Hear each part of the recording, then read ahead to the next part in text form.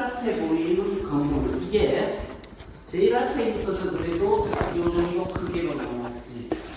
실제 전체를 보면 아주 초라하다. 자, 근데 이게 도산 서당입니다.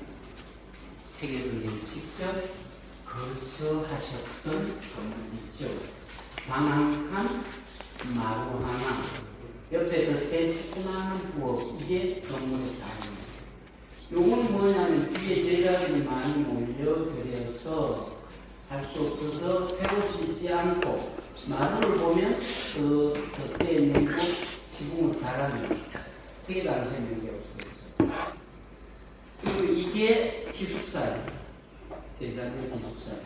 이 뒷건물은 되게 당시에는 하나도 없었던 건물이죠. 이거는 도산 서원이라고 합니다. 그리고 세계 때는 이거 다 텅 비어 있는 모습으로 생각하면 훨씬 조촐하고 쏟아간 건물이죠. 자, 이게 구하기 힘든 자료인데 일제강점기 시절의 도산서원 사진입니다. 한 100년 됐어요. 보시면 지금하고 크게 다를 게 없죠. 유네스코 등재될 때는 이런 게 다 이런 자료가 되죠. 중국은 아쉽게도 1949년에 공산화되고 1960년대 문화대혁명을 거치면서 거의 모든 문화재를 다 부수었어요. 어느 정도 부수었나마 유교의 상징인 공자 무덤조차 파헤쳐지고 무덤 앞에 있는 비석을 교사가 되려는 국경사범대 여자 학생회장이 베이징에서 야간 열차 타고 햄머 들고 고프로 가가 공자 그 앞에 석비를 깨뜨리고. 근데 참 중국 사람들 그 역사를 보존하는 정신은 놀라운 게 거기에 색을 안 세우고 옛날에 그 아픈 과오를 되새기자 해가 부서진 그거를 붙여갖고 지금도 공자 무덤 앞에 뒀어요. 이 그런 광풍이 몰아치니까 이 서원들이 다 부서졌죠. 요즘 와가 다 새로 세우다 보니 이 전통성이, 역사와 전통성이 없어요. 근데 우리는 100여 년 전에 남아있는 사진을 보면 지금의 모습하고 거의 그대로입니다. 이제 이런 부분이 앞으로도 문화재를 어떤 식으로 보수하고 유지할까 하는 한 지혜입니다. 그리고 일본인들 우리에 대해 몹쓸 짓도 많이 하고 나라를 뺏은 자체가 이게 무도한 행위이지만 일본인들을 우리의 좀 안 좋은 거를 전부 일본인들 탓으로 돌리는 그런 부분도 있어요. 우리가. 근데 일본인들이 그렇게 한 게 많이 없어요. 예를 들어 새말뚝 바다 뭐 전기 뿜는데 전부 누가 하냐? 해방 이후에 우리나라 사람들이 하는 거예요. 무당들이. 이수진 장군 그 다음에 세종대왕 무덤, 태계 무덤 전부 새말뚝 바다인데 현 대통령 그 아버지하고 선조 무덤에 가서 또 새말뚝 전에 바다 기사도 나고 그게 뭐 또 했습니다만 어쨌든 이 아카시아 같은 것도 한때는 일본 놈들이 우리 산천을 황폐화시킬 목적으로 아카시아 나무를 심었다 이렇게 우리가 배웠거든요.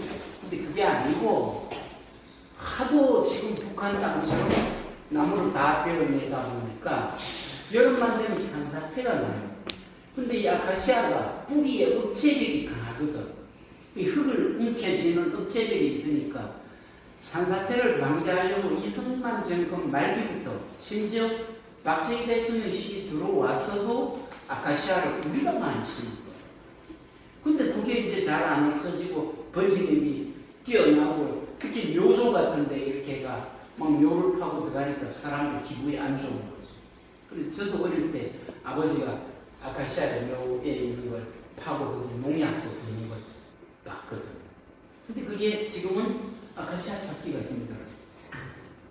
아카시아가 양광성 식물이었어요. 햇빛을 좋아하거든요. 근데 그 식목우 영향으로 참나무나 밤나무 이런 것들이 확 키가 커버리니까 아카시아가 그 밑에 가니까 저절로 죽어버려요. 근데 일본인들이 우리 문화재를 그래도 보호하려고 했던 거 보면 놀랍습니다. 어떤 면에는. 물론 잘못 콘크리트 떡을 만들어 애냐지만 그때 그 기술은 우리 최선이었다. 만약 그것도 안 하고 뒀으면 대부분 무너지는 게 나가겠죠. 여러분들 여기에 보시면 자, 요게 뭐냐면 청자리 집회에 나온 경제정선이 그린 그림입니다. 그때 경제정선이 포항 쪽에 이분이 힘감을 했어요. 전하 힘감을 했어요. 그때의 경북 곳곳에 이 선현들의 유적을 찾아다니면서 그림을 그렸어요. 도산 서원의 서당이 그때는 서당에 와갖고 그림을 그렸는데 요즘 도산 서원 가보신 분들은 풍간이 나하고 달라요.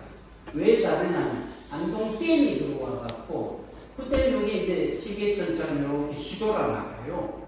그래서 요 밑을 진로 어디냐면 산 밑에 요리 또 보이죠?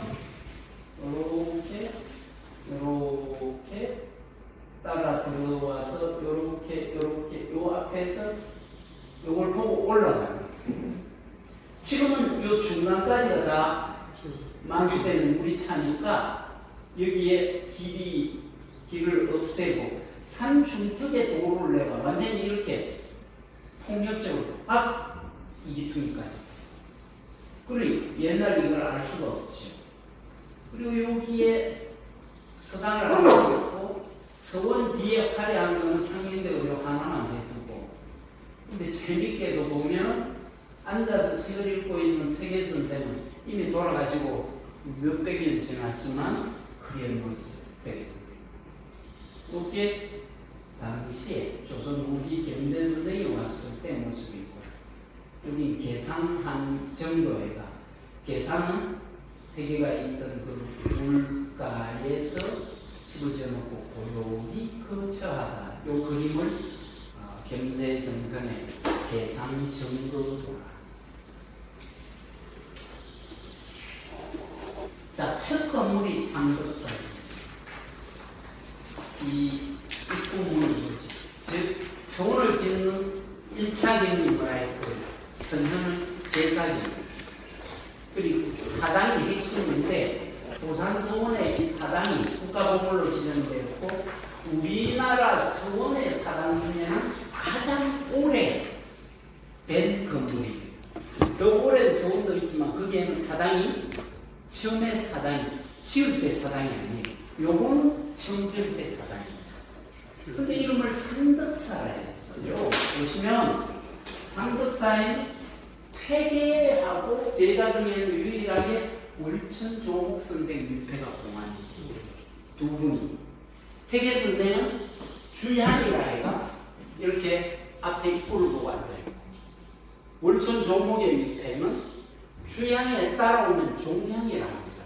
그걸 어떻게 오냐면 동쪽에 등을 돌리고 옆을 보고 있습니다. 이 문묘에 가면 항상 공자가 주향이죠.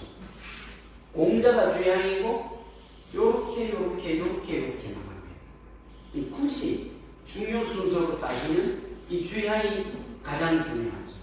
그 다음 동쪽 편에서 이래 보는 게 이게 2번, 요게 3번, 4번, 5번, 6번, 7번 가요. 여러분들은 별 의미가 없는데 그것 때문에 500년을 싸운 집안이 있어요. 문중이, 학파가, 병호식이라니까. 호계성원에 퇴계를 주향으로 모시고 퇴계 제자 중에 가장 대표되는 서예, 유성룡, 학봉, 김성인 두 분을 같이 중량하려 했어요. 그런데 그 두 문중과 제자들 간에 서로 자기 할배, 자기 선생은 이쪽 동쪽에, 이쪽에 모시다. 왜? 이거는 기본적으로 서열은 같지만 순서로 보면 여기가 악순서. 좌의정, 우의정이 같은 급이지만 순서로 보면 좌의정이 앞에. 그래서 여기에 놓으려고 서로 싸우는 게 지금까지도 해결 안 되고 싸우는 게 그게 병호식이라요. 병은 병산성은 서해 쪽, 호는 호계성은 학봉 쪽에 12 옳고 그름을 따지라. 우리 시대 없는 걸 그렇게 하는 겁니다. 근데 도산서원에는 그 병 시비의 주인공 두 분 다 뺐어요. 빼고 요것만 들었어요. 이걸 갖고도 말이 많아요. 많은데 어쨌든 퇴계에게 조목이 살았을 때부터 장제자 역할을 했고 모든 게 그렇죠. 시운이 맞아요. 요 도산서원을 짓고 얼마 안 돼갖고 이 모시자 얘기할 때 누가 임금이었냐면 광해군이 임금이었어요. 광해가 임금이었는데 그때의 이 영남 퇴계의 제자 중에 광해의 밑에서 벼슬하고 고위직했던 사람들이 누구냐? 조목의 제자들. 그러니까 이 사람들이 누구하고 연합하냐면 남명의 제자들하고 연합을 합니다. 남명 제자들이 내암 정일홍하고 전국 광해군을 지지했거든. 북인 정권. 북인 정권하고 조목의 제자들이 연합해가 문천은 여기에 중요한 거예요. 그러고는 정권이 바뀌갖고 여기에 가담했던 조목 제자 중에도 많은 사람이 사약받아 준 사람이 있습니다. 근데 일단은 올려놓은 걸 다시 빼낼 수는 없어요. 그래 끝났는데 그 뒤에 서예하고 그 다음에 학봉 같은 경우도 오를 수는 있지만 그것 때문에 아무래도 저쪽에 병호 시기 때문에 골치 아픈데 여기는 또 싸울 거잖아요. 아예 포기해버려요. 지금껏 이 해계를 모시는 도산서원에 근데 사람들로 보면 딴 서원도 아니고 도산서원에 민폐가 모셔진다면 얼마나 영예롭겠어요. 후손도 제자도 그렇고 근데 딴건 안 모르셨어요. 태계 제자가 무려 200명인데 딱 조목한 근데 이 상덕이라는 말을 어디서 가져왔냐? 오늘 헌문에서 가져왔어요. 군자제약이며 상덕제약이라. 공자께서 말씀하셨다. 군자로다 이 사람이요. 덕을 숭상하도다 이 사람이요. 무슨 말이냐면 이 군자라는 이 사람은 유교에서 말하는 이 인격자예요. 그 인격자의 기준이 뭐냐면 덕을 숭상하는 사람이에요. 이 공자가 너무 헌문에서 공자가 말씀하시는 이 군자, 덕 있는 사람이 바로 태계이다. 이제 그런 의미의 이 사람 이름을 상덕사라고 붙였어요. 어원은 어디에서? 논어에서.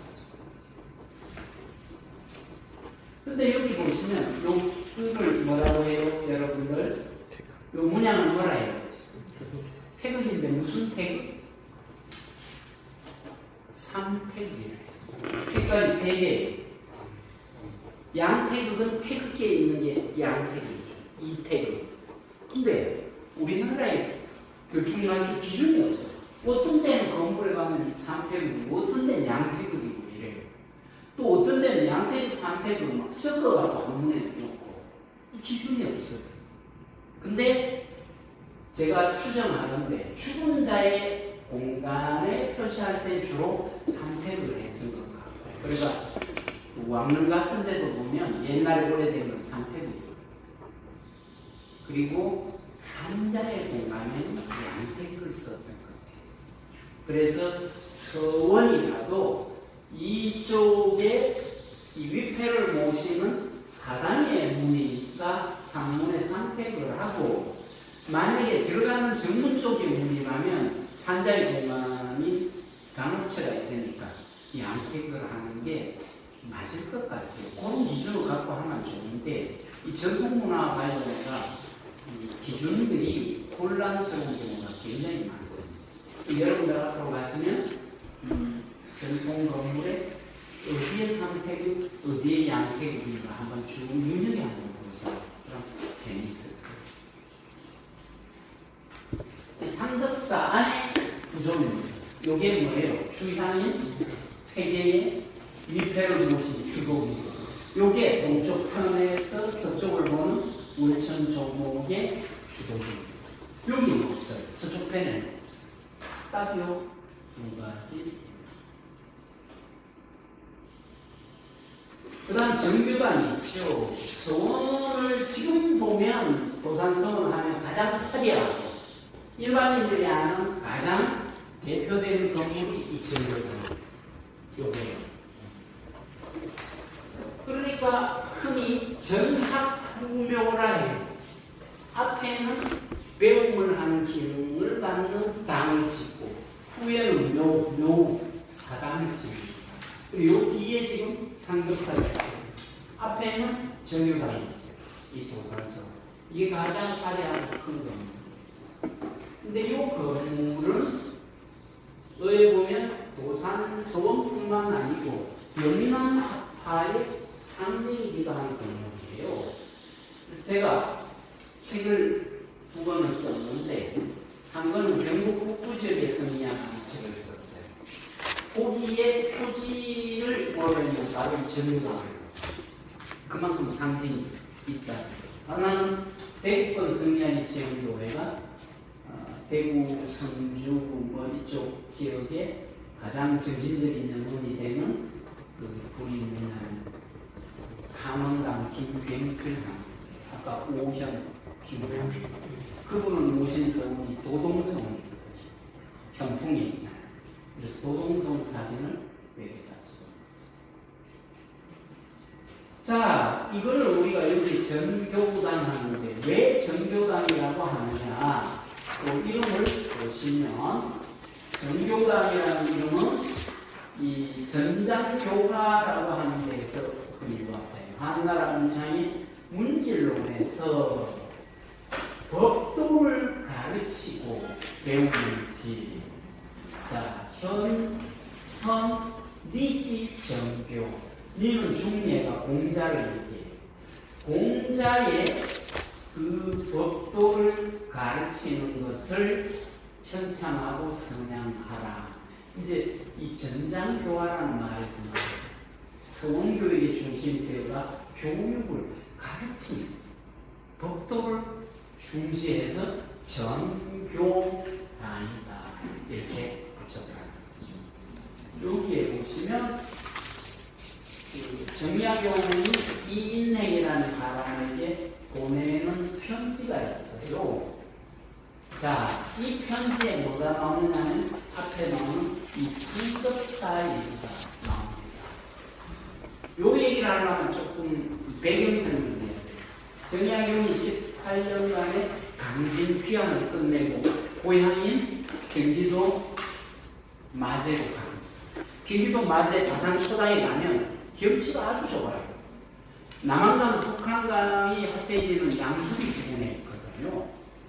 근데 이제 이 사람이 18년 귀향이 끝나고 거기에 있는데 이인행이라는 영주 출신의 이 영남의 선비가 벼슬을 그만두고 고향으로 오면서 다산에게 들렸어요. 그때 흔히 어떻게 하냐면 하남에 가려면 영남에서 배를 이용합니다. 어디까지는 걸어가느냐면 이 영남 사람들이 상주까지는 뭐 배를 타든 뭐 이래 가고 상주에서 그 다음에 문경으로 가죠. 문경 세제 넘을 때까지 걸어가요. 세제 넘으면 충주 수안도 부근에서 남한강이 연결이 되고 어디까지 거기에서 배를 타면 그대로 가느냐면 바로 서울 인근에 있는 마포나루까지 그대로 갑니다. 올 땐 그 거꾸로 해요. 그리고 다산이 있는 곳을 거쳐가는 거예요. 이 배들이. 그리고 오면서 이 다산은 기호지방의 사람이지만 경기도 사람이지만 이 사람의 단파는 뭐냐면 남인이었어요. 아까 남인 봤죠? 남인은 원래 특이하다. 영남학파예요. 이 단파가 같은 거라. 이 사람이 다산을 밀고도 할 때 찾아갔어요. 머물다가 둘이 논쟁이 붙어버린 거야. 이 사람이 다산은 자존심을 끌었죠. 너희들 기호로 와보면 퇴계하면 퇴계만 하면 되지. 이거보다 저거보다 나중에는 서양 것까지 건드리다가 결국은 서학 건드리고 서교, 천주교 믿다가 그 꼴 당한 거 아니까 수수성을 지켜야지. 이렇게 비판을 했어요. 다산이 불쾌했겠죠. 아무 말도 않고 있다가 이 사람 떠난 뒤에 편지를 보냈어. 자기 입장. 근데 그 편지가 몇백 년 숨겨져 있다가 몇 해 전에 서울에 공화랑하는데 인사동에 그 화랑에서 다산의 친필 글씨들 전시회가 벌어졌어요. 거기 주품이 나왔어. 본데 다산의 이 편지 이 사람에게 보낸 건데 감정이 그대로 맺어있어. 너가 영남은 와 그러면 별거 아닌 것 갖고 이웃하고 싸운 집이나 해대고 별거 아닌 거 선배를 알기로 우습게 알고 이 편이 그대로 나와요. 별거 아닌 거 알아놓고 대단한 이치를 깨달으면 폼 잡고 왜 그러는? 그래 하지 말고 이웃들끼리 싸우지 말고 여기에 이 싸우는 양측 대표 아까 식으로 하면 병호시비 할 때 이 병호 두쪽 양측 대표 몇 사람이 함께 도산서원을 찾아가서 상덕사에 모셔둔 태계 선생 위패에 나란히 배알하고 향을 살라 맹세하고 다시는 베트남으로 싸우지 않겠다고 다짐하는 게 좋지 않나. 그래 관계를 벌였죠. 그때도 영남의 싸움이 심했던 거죠. 그리고 심지어 기호에 있던 다산조차 이 학문의 상징을 태계로 보고 그 태계의 정신이 깃들어 있는 곳을 도산서원으로 보고 도산서원에서도 위패를 모셔둔 상덕사를 이렇게 중시했다는 거죠. 자, 한존대라고 있어요. 한존대는 보시면 여러분들 여기에 이 정교당의 방이 하나 있어요. 이 방 이름이 한존제입니다. 이렇게 요 한존제라고 하는 이 방을 무슨 식으로 하면 교장 선생 집무실 지금 되는 거예요. 이 서원에 그 옛날에 그 답장을 하던 분이 여기에서 쉬시고 또 직무하는 곳인데 이 앞에 보면 한존대라고 쓰여있죠. 열면 들어가고 공품이 될 수 있도록 그 방인데 이 한존대라는 이름은 어디서 왔나? 바로 휴역에서 왔습니다. 한사존기성 이게 뭐냐면 한은 막을 사는 사태가 나쁜 생각을 틀어막고 좀 보존하죠. 그 진실한 마음을 보존한다. 나쁜 생각을 막고 진실한 생각을 보존한다는 요 한사존기성하는 5글자에서 2자를 따온 거예요. 막다 보존한다. 그래서 막으란 한존해가 한존제 이렇게 이름을 붙이는 거죠. 다음은 문제 세대가 있어요. 제가 교대에 근무하는데 우리 학교에 오면 학생 기숙사가 2개 있어요. 한 개는 상록동제라 또 한 개는 상록서제라고. 근데 이제 처음에는 학교 안에 기숙사가 있었는데 그게 워낙 남학생, 여학생 같이 있으니까 좁아요. 그래갖고 땅은 비좁고 애가 옛날 그 총장 옛날에 관사가 다 있잖아요. 관사가 학교 밖에 있었는데 그 땅을 갖고 건물을 걸고 거기에 10층짜리 건물을 올렸어요. 남자 기숙사로.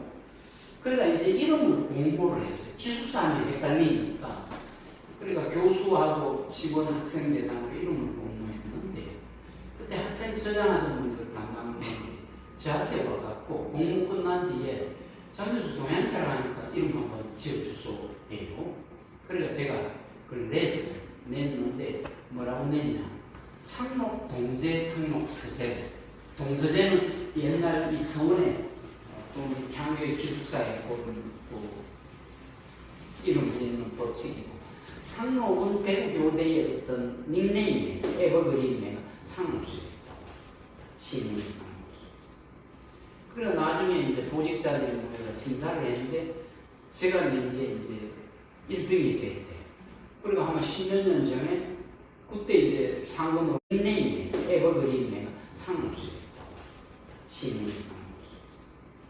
그래 나중에 이제 보직자들이 모여서 심사를 했는데 제가 낸 게 이제 1등이 됐대.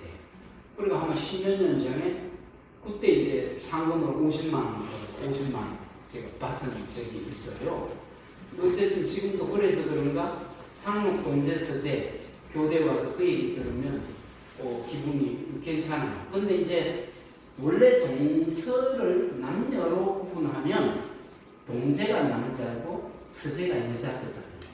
근데 이제 우리 그 학교로 보면 동쪽이고 총장 그 옛날에 있던 관사가 서쪽에 있거든요. 그러니까 이제 서쪽에 학교 밖에 가가 있는 그 남자 기숙사를 상록 서재라고 지금 학교 안에 있는 여학생 기숙사를 상록 동제라고 하는 것이었어요. 자, 여기에 정교당의 동제 이름을 박약제라고 했어요. 이거는 뭐 방카르무니요 약지이래라. 여러분들 방문양례라고 하는데 방문양례 배우는 것은 넓게 배우고 예절, 예의, 행동, 실천은 가려갈 수 없죠. 그 뜻이에요. 여기에서 따갖고 동제를 박약제라고 박약제 그리고 서재의 경우는 공인제라 있는데 이것도 논어에서 들어가죠. 사불가의 불공이 선비는 뭐 아니할 수 없어요. 이중구조 홍하고 의 아니할 수 없어요. 홍은 도량이 넓어야 되고 뜻은 굳세요. 자, 요 공의제하고 서재하고 동제 중에 누가 선배가 어느 건물에 살까요? 동제. 그렇죠. 아까 동쪽에 일패를 둘 건가 서쪽에 일패를 둘 건가 500년 싸웠다 했잖아요. 동쪽이 순서상 바뀝니다. 이 동제에는 비교적 윗연차 선배들이 살아요. 서재에는 아랫연차 후배들이 살았죠. 홍의제 서재라고 나오고 그 다음에 보면 광명식이라는 게 있어요. 이 광명식은 요즘 말하는 도서관 기능입니다. 도서관 기능인데 원래 여기에 1217종 거의 5,000권 가까운 책이 여기에 보관이 되어 있어요. 근데 지금은 이게 이제 그 보관상 문제로 올려가 있는 국가지원으로 다 기타를 했어요. 근데 이 광명이라는 글은 만권서적 해아 광명 주희의 시에 만권의 책들이 나에게 이 빛을 주도다 하는 이 글귀에서 광명을 따온 거예요. 근데 이거는 태계의 침패입니다. 이 광명시는. 그럼 여러분들 당연히 친문을 해야 돼요. 왜? 서원 건물은 태계가 죽은 뒤에 지어졌다 했잖아요. 제가. 근데 왜 태계 침필로 광명식을 지었노? 그러면 이게 태계에 평소 썼던 글을 집자에다 뽑아가 후대에 한 건가? 아닙니다. 그냥 광명식을 지은 거. 어떻게 가능해요? 태계가 이웃 마을에 있던 그 다른 서원의 광명식 도서관 이름을 지어줬어요. 근데 그 서원이 대원군 때 해체되고 부서지고 없어지니까 제자들이 거기에 있던 태계를 조금만 살려갖고 와가 도산서원에 걸었던 거죠. 태계를 기념하는 서원의 도서관에 태계의 친필들이 걸린 거예요. 그 도서관 기능.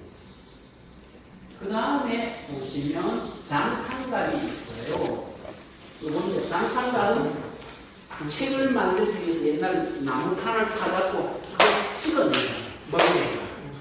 찍어내는 그 나무 틀을 보관하던 것이 장판갈인데 불교의 경전 찍어내는 나무 틀을 보관하는 게 유명한 해인사 한만대장경판이잖아요.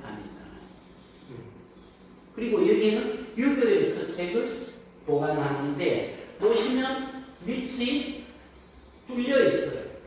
안도 보면 위도 높고 통풍, 보온, 습을 제거하는 요 기능이 있는데 참 제가 한번 놀란 게 여기에 목판도 최근에 국학지휘원에 갔거든요. 국학지휘원에는 현대식으로 해가지고 습도 온도를 다 맞춰줬다고. 근데 행사 8만 대장경 거기도 그렇고 이 건물도 그렇고 거기에서 이 건물에서 보관하는 것보다가 지금 많은 조건을 갖추어간 그 나무틀을 보관하는 게 우리지 못하고 옛 어른들의 이런 과학기술 지식이 어디서 오는지 모르겠어요. 도대체 신기하죠. 어쨌든 굉장히 과학적인, 보기엔 초라하고 소박해도 굉장히 과학적인 그런 겁니다. 자, 그 다음에 여러분들 여기에 보면 세계 당시에 지은 이 건물 내가 도산서당이 나오고 농원정사가 나오고 영락서재가 나와요. 요거는 도산서당이에요. 일제강점기의 사진입니다. 이것도 한 100년 됐어요. 보면 지금하고 거의 안 틀려요. 그런데 어디에 일본인들이 좀 복원을 했는데 이렇게 했어. 앞에 거보다는 어때요? 담장의 높아가 이건 많이 가려. 좀 가까워요. 근데 오히려 제가 볼 때 퇴계 당시에 이게 더 원본에 가깝지 싶어. 그 제자들하고만 있는데 담벼락을 담장을 이렇게 높일 이유도 없을 것 같아요.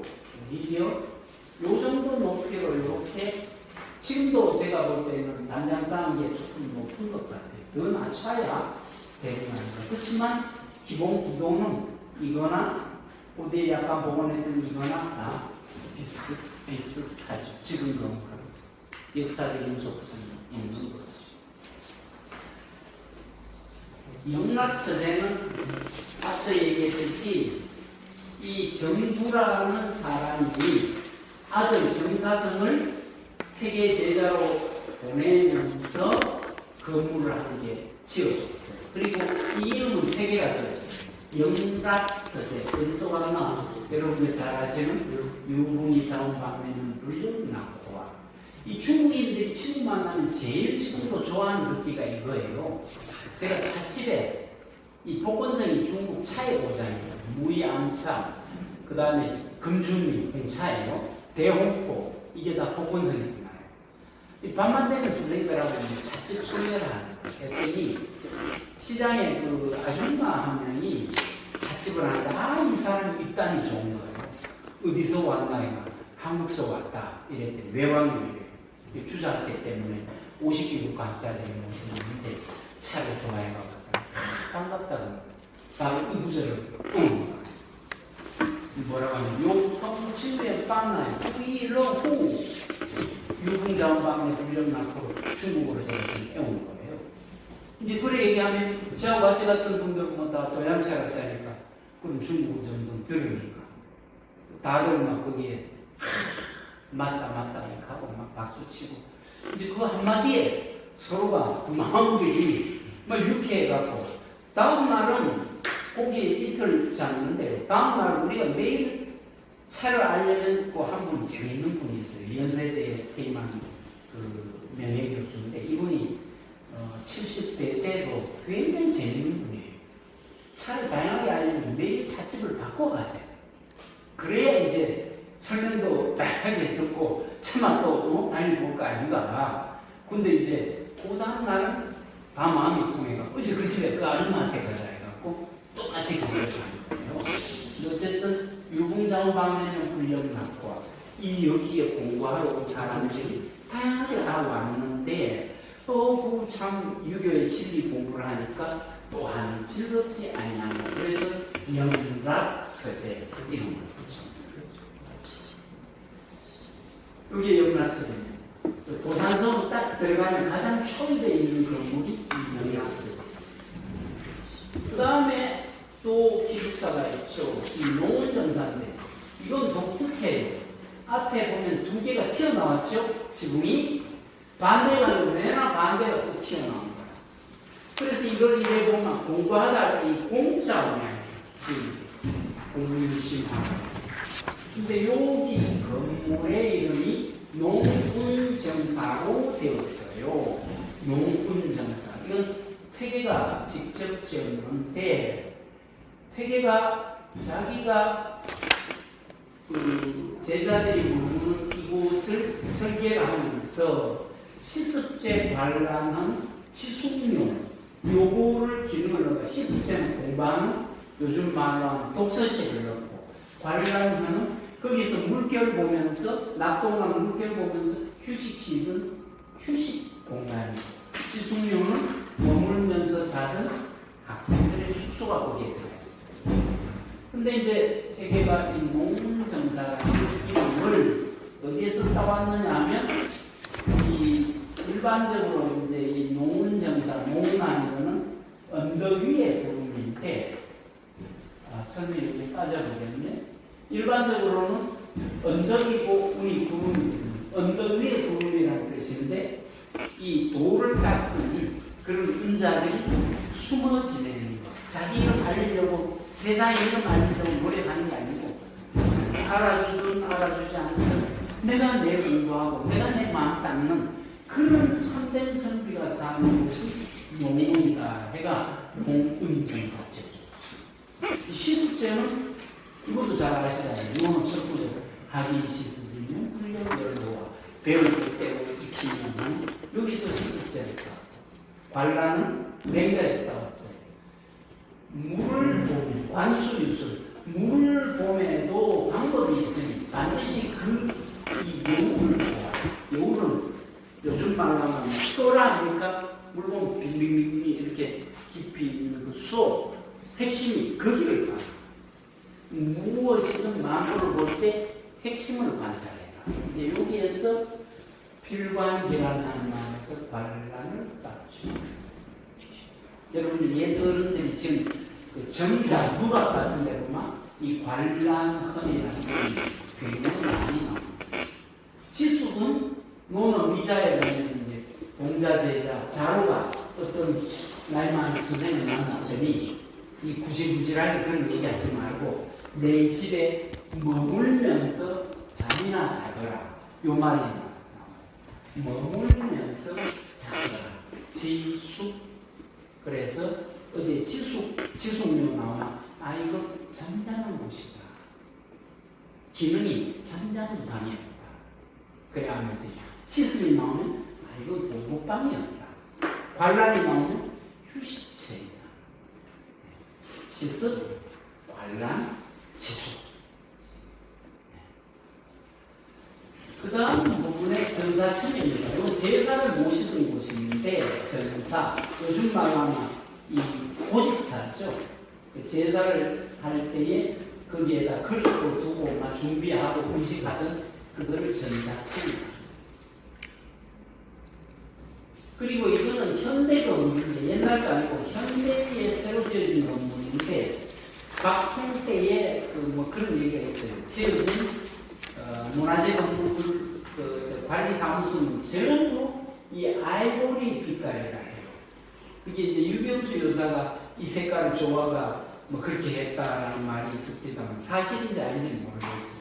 근데 어쨌든 이 도산소음도 박 대통령이 70년대 들어가 성역화하고 정신적인 스승으로 태계를 존경하고 박 대통령 그리고 어떤 호국의 영웅으로 이순신 장군을 제가 아산의 선충사를 존중하고 두 개를 했는데 두 개가 이제 관리사무소하고 유문전지가 전부 아이보리로 했다는 거죠. 근데 이 이름을 옥진각이라고 지었어요. 옥진각. 이건 어디에서 왔나 하나? 이게 공자 복부에 가면 공자 사당 무묘 대승전에 들어가는 문인데 폐방이라 옛날에 이런 게 많으면 많을수록 권위가 되어 있다. 이 공자 문은 들어가는데 이런 게 굉장히 많은데 천문이 금성 옥진방 쇠소리 나고 옥이 끌다 이게 어디서 왔느냐면 악기에서 왔어요. 옛날에 우리 지금 그 종료 제대학도 보면 쇠로 된 종 같은 게 있고 옥은 옥으로 된 편경회가 이렇게 두드리는 게 있어요. 근데 음악을 연주할 때 쇠소리 나는 악기 시작을 하고 옥으로 나는 그 편경이 떨어가고 마침을 하다. 처음과 마침을 이루다. 공자가 이 유학의 처음과 마침을 이루는 분이다. 최고이다 이런 뜻이에요. 그런 명칭을 도산서를 짓는 분들이 맨 앞 어디에다 했나마 유물 전시각에 옥진각에다가 금을 쳤습니다.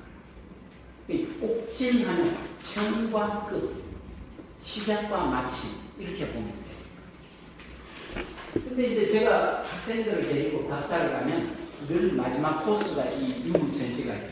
옥진각. 가서는 늘상 그래요. 여러분들 여기 보고 많은 유물이 있는데 뭐가 제일 마음에 오느냐 얘기해 보라고 각자 자기대로 이게 마음에 든다 저게 기억에 남다 그러면 이제 학생들이 보는 거예요. 교수는 뭐가 제일 눈에 보니까 라고 하면 제가 이제 요 빗자루를 얘기해 줍니다. 많이 전시되는 것 중에 세계가 방을 숨기 쓰시던 빗자루가 달아가면 빗자루가 하나 전시되어 있어요. 그 얘기하면 제 수업을 들었던 대학원생들은 교실에서 들었던 게 생각납니다. 쇠소음대 딱 이렇게 얘기하죠. 쇠소음대. 쇠소음대.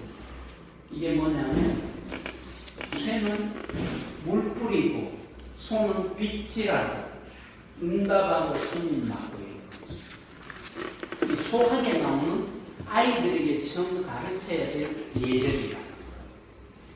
아침에 일어나면 청소하는 것부터 가르쳐요. 옛날에 마당스님이 먼지 나잖아. 물 뿌려놓고 마당 쓸고 그리고 부모님이 부르시거나 하면 대답하고 손님 오면 나가가 맡고 세종대 진퇴지정 요거를 가르쳐라. 이 공부가 가장 기본적인 공부다. 그래서 옛사람들은 어릴 때 배운 생활 예절을 끝까지 실천하자. 그러니까 남명조식 같은 분은 제자들에게 수학 한 권이면 인간의 독이 다 한다. 딴 거 뭐 이론적으로 천리가 어떠니 도가 어떠니 폼 잡지 말고 직접 실천할 수 있는 그 공부해라. 수학 공부해라. 세종대 공부해라. 그게 바로 여기서 근데 이제 이 대학원생들하고 갔을 때에 그 빗자루를 제가 보여주면 학생들이 그 얘기를 떠올리죠. 이 학봉 민성일의 세계은행 선생 은행으로 보면 선생의 일과가 쫙 나와 있어요. 언제나 이런 식으로 책상 쌓는 듯이 깔끔하게 정리하고 손수 거치하시던 방소제는 하는 거죠. 제가 대학원생들이 전부 우리 학교 학생들이 교사 출신들이 많으니까 그분들에게 학생들의 인성교육은 지방 청소 지가 하는 것부터 시작하도록 가르쳐보라. 요즘 아이들 지방 청소 지 하는 예가 없잖아요. 그리고 심지어 학교에서도 아이들이 청소하는 게 부모가 안쓰럽기도 하고 우리 하는 게 싫다 해가 부모들이 쫓아가 와가 해주는 데가 대부분이에요. 그게 아니고 방 청소를 한다는 의미는 내 마음을 깨끗이 하는 공부의 첫 단추다. 특히 선생님도 그랬어요. 밖의 공부가 안에 마음 안의 공부보다는 쉽잖아. 내가 있는 주변을 정리하고 정돈하고 깨끗이 하는 것부터 다음에 뭐가 가요? 내 마음을 정리하고 내 마음을 깨끗이 하는 공부로 들어갈 수 있지. 외적 공부가 내적 공부로 가는 거예요.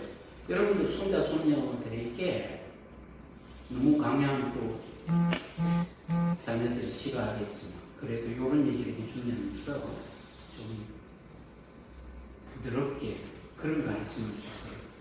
걔들이 지가 있는 책상, 지가 생활하는 방 공간이라고. 물론 뭐 걔들이 잘 못하는 거는 엄마가 나중에 다시 돕더라도 그래도 자기들이 하려는 시도는 하는 게 중요하다.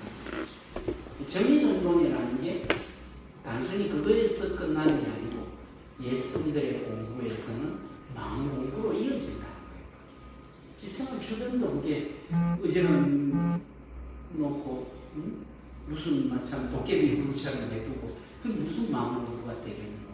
이제 이게 예쁜들의 생각이에요. 또 그런 가르침들을 평생 실현하고 폐계의 이 유적에도 보면 이 빗자루가 있다는 거죠. 그 다음에 이제 뭐 딴 예화를 제가 좀 준비해 가지고 건너뛰고 도산 서당 도산을 찍은 사진이 여러 개 있지만 역시 사진보다는 그림이 주는 감동이 있어요.